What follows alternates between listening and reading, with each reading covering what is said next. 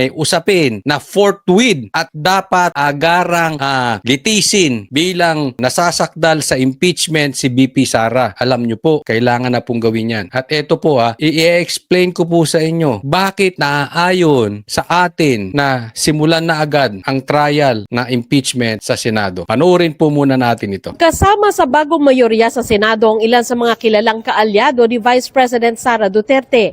Ang dati namang Senate President na si Senador Tito Soto na minsang nagsabing aaksyonan niya ang impeachment agad-agad, wala na sa pwesto at kabilang na sa minorya. Kaya ang lumulutang na tanong, anong epekto ng leadership change sa Senado sa impeachment trial ni Vice President Sara Duterte kung maitransmit na ang Articles of Impeachment sa Senado? Ano ang epekto niyan? Sa tingin ninyo, kung matransmit, not guilty si BP Sara. Diyan pa lang. Huwag na tayo maglokohan. Alam naman natin yung impeachment, political yan. Numero lang ang kailangan dyan. Kung hindi nga nila kaya na maging majority, ibig sabihin, hindi nga nila kaya maging 13. Ang kailangan para makonvict si BP Sara, 16. Doon pa lang, alanganin na sila. Si Senadora Riza Ontiveros, hindi raw nawawala ng pag-asang may mararating ang impeachment sa Senado. Ang gusto ko pong sabihin sa mga kababayan na nadidismaya sa nangyari mula kahapon, basta hindi tayo tumiklop noon at hindi rin po tayo titiklop ngayon. Hindi ko pa alam in terms of the numbers, pero ito nga yung panawagan ko sa liderato, bagong liderato sa Senado at sa amin lahat. Though we may disagree with each other on certain issues, dapat malinaw yung katapatan namin sa konstitusyon. Yun. Okay. Pag itong nagsasalita to si Ontiveros, tila talaga soap opera, no? Diba? Parang pang noontime show. Kung merong noontime comedy bar na si Tito Soto, ito pang noontime show. Pero, gusto nyo, diba? Sinasabi ni Tito Soto, forthwith, noong siya pa ang Senate President, sisimulan agad. Ngayon, ang sinasabi naman nitong mga ito, simulan dapat agad. Kahit nagpalit na ng liderato at ang Senate President na ay si Cayetano. By the way, congratulations, Senator Cayetano. Sabi nga natin, talagang pag ikaw ay nasa tama, makukuha natin yung pagpapala, no? Anyway, ituloy natin. Alam nyo po, ito masasabi ko sa inyo. Dapat simulan na po ito. Coach Oli, bakit parang pabor ka na sa impeachment? Pabor ako dati pa sa impeachment kasi alam ko, ito tatandaan po natin. Alam ko, inosente si BP Sara. At hanggang pinatatagal dyan sa kamara yan, hindi makakasagot si BP Sara sa mga akusasyon sa kanya. Pagdating sa Senado po, patas ang Senado. Hindi bayad ng maleta. Hindi hinihimod ang puwet ni Bongbong Marcos at hindi hinihimod ang puwet ni Tambaluslos. Pagdating sa Senado, may sariling utak yan. At maipapaliwanag ni BP Sara ng maayos yung kanyang side. And at the same time, kung merong mga hocus-pocus o mga peking witnesses katulad nila Madriaga, matatanong yan. Ay sabi ko sa iyo, pag natanong ng mga abogado dyan, halimbawa si Cayetano, yung magkapatid na Cayetano, Marcoleta, Chis Escudero, sino pa bang abogado dyan?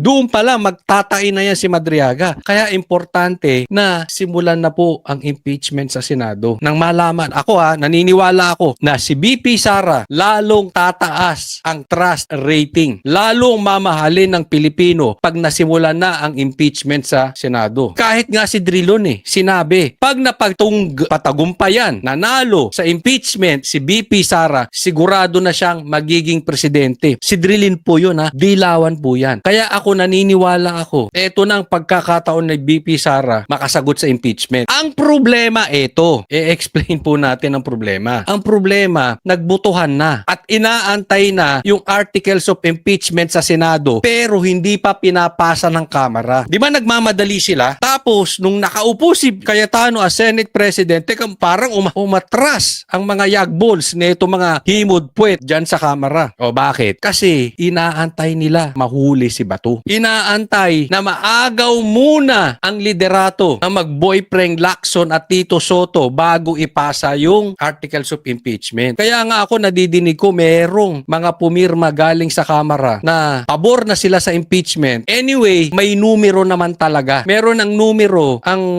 mga maleta boys, yung mga nakakatanggap na maleta dyan. Yung iba pumirma na nang sa ganun maibasa agad sa Senado at makasagot si BP Sara dahil nga mangyayari yung ganyan. makukuha po natin. Ayun na nga, tipong pinatatagal. Seryoso sila. Hahijackin si Bato, huhulihin at babawiin ang Senate presidency kay Cayetano. Kaya po magbantay tayong mabuti. Kaya po tayo nasa social media, mag-ingay po tayo. Yan po, galing po yan sa bubwit ko. Yan po ang nadidinig ko. Hindi dahil sa pabor ako sa impeachment, pero ito ang mas magandang mangyari ngayon. Lalong-lalo na si Cayetano ang nakaupo. Si Senador Robin Padilla, na noong miyembro pa ng oposisyon, ay nagsasabing tututulan ang pag-convene ng Senate Impeachment Court. Sinabi naman ngayong mayorya na siya na tuloy ang impeachment sa Senado, kahit iba na ang liderato nito. Mamatay yun dahil ang konstitusyon malinaw. Ang sabi ng konstitusyon, pag dinala sa amin yun, kailangan kaming mag-convene. Kaya maliwanag. Buti pa si Robin ha. Alam nyo, matindi ang mga banat nitong si Robin ngayon ha. Swak sa banga. Dapat mag-convene. Pasa nyo na. Kamara. Ipasa nyo na sagad sa Senado. Di ba gusto nyo forthwith? Simulan na natin yung impeachment. Ano pa inaantay ninyo? Si Bato? Pero bilang legislators, hanggat wala, at tulad mamaya, wala pa naman dito, pwede kami magsalita. Bilang bilang PDP laban, bilang alay ng Vice President, pwede ako magsalita as legislator. Pinawi naman ni Senate President Alan Peter Cayetano ang pangamba ng iba. Aaksyonan daw ng Senado ang Articles of Impeachment kung maitatransmit ito dahil tungkulin nila ito sa ilalim ng saligang batas. Pagka natanggap niyo yung impeachment, magko-convene kayo immediately. Forthwith. Maliwanag na, Tito Soto, forthwith. Doon sa mga nagdududa, forthwith. Sa mga DDS, ako naniniwala ako. At doon sa mga nakarinig nitong intel na sinasabi ko sa inyo, alam ko gusto na nilang magsimula ang impeachment. Huwag nang antaying mahuli pa si Bato. Next day, sir? The next day. So, I consulted also Senator Soto. Sabi niya, process, ibigay muna sa committee ng rules. So, we will do what has to be done and there won't be delays. Hindi pa nakarating sa Senado ang Articles of Impeachment. Yun! Ang biglaang pagpapalit ng liderato ng Senado kahapon nangyari matapos makakuha ang kampo ni Cayetano ng boto ng 13 senador. Kasama sa umanib mula sa kampo ni Soto patungo sa kampo ni Cayetano, sina Senadora Loren Legarda at ang magkapatid na Senador Mark at Camille Villar. Buti naman, nagtapang na kayong mga bilyar. Kasi kaya naman nalipat kila Tito Soto, yung mayorya, dahil to sila Villar, nagsibaligtad eh. Pero, bumaliktad na kayo ngayon, palakpakan na. Pupurihin natin yan. Sabi ko nga, kay Coach Oli at sa Banateros, pag tama, palakpakan, pag mali, banatan. So far, okay tong Villar. Camille, Villar, shout out sa'yo.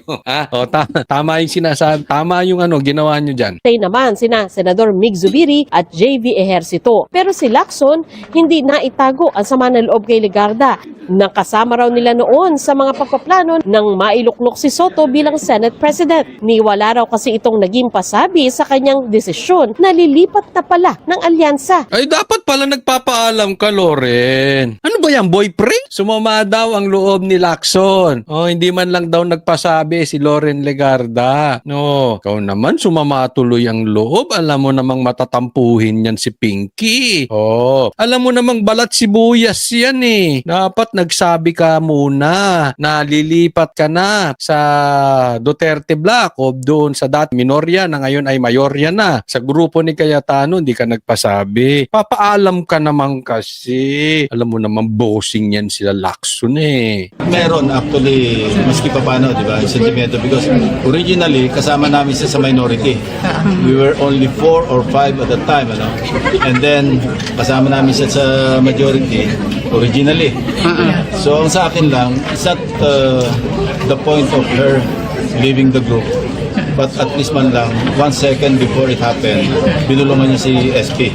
Ako may pagganong-ganong ka pa. O sana man lang 1 second before nangyari, binulangan niya sa SP. Ibig niya sabihin, pasintabi. May period ka ba ngayon, Lacson? Parang matatampuhin ka. Hindi, di ba ganon? Pag may period, matatampuhin. Pinky, ano yan? Nagiging balat sibu. Habang tumatanda ka, nagiging balat sibuyas ka. Pinky, pahuhuli niyo si Bato eh. Magsasabi sa inyo, itatraidorin niyo. Isipin ninyo, kapwa senador niyo, tinatraidor, halos kasuhan niyo na yung mga ibang senador. Pero si Tambaluslos hindi mo maimbita. Sino kinasuhan mo dyan? Sino kinasuhan? I mean, nasa partial report mo, binabanggit mo pangalan ni hindi mo maimbita si Tambaluslos. Tapos gusto mo magpapaalam sa'yo. Eh di naichismis mo kay Tito Soto. Oh, boyfriend mo yan. Ha? Mag-best friends kayo niyan di ba? Ikaw naman To seriously, payo kay Pinky Lacson. Dati ka namang pulis. Senador ka pa. Dati ka pang Blue Ribbon. Chairman. Ay, hindi na ba siya? Hindi, papalitan yan sigurado. Walang silbi. Huwag ka matatampuhin. Never mind us. Nagtataka naman daw si Soto sa ginawa ni Legarda. Pero wala kayo naramdaman ng konting hinanakit doon kay Senator Lauren na lumiban ng walang paalam sa inyo? Kahit konti. Nagtataka lang ako. Sinubukan naming kunan ng panig si Legarda pero hindi siya nagbigay. Okay lang yan. Di ba? Wala naman sa batas na kailangan ka magsabi sa kanila Sila ba nagsabi nung hahijackin nila yung dating mayorya na ginawang minorya at ngayon ay mayorya. Yung grupo ni Cayetano, di ba?